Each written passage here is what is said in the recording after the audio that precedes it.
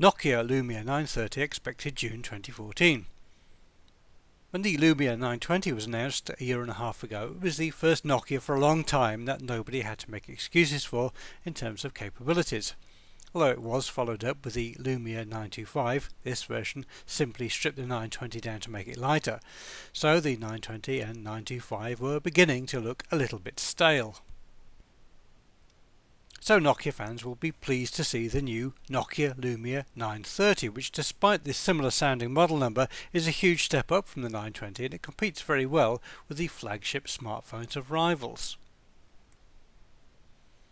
The Lumia 930 will be one of the first smartphones to run the new Windows Phone 8.1 operating system, which brings a number of additional features and revisions to the only real alternative to Apple's iOS and Google's Android.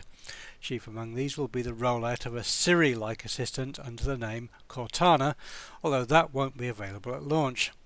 Nokia also have their own exclusive apps such as Nokia Mix Radio and Hear Maps as well. But this isn't really about software. The hardware specifications of the Lumia 930 are impressive. The display is a 5-inch Full HD 1080 by 1920 pixel clear black OLED panel. On the back is a 20 megapixel pure view camera with optical image stabilization plus a 1.2 megapixel one on the front. Inside is a 2.2 GHz quad-core Qualcomm Snapdragon 800 CPU with 2 GB of RAM and 32 GB of non-expandable flash storage. Inside is a large 2420 mAh battery, and the Lumia 930 measures 137 by 71 by 9.8 mm and weighs 167 grams, which is less than the Lumia 920, but then some house bricks weigh less than the 920 as well.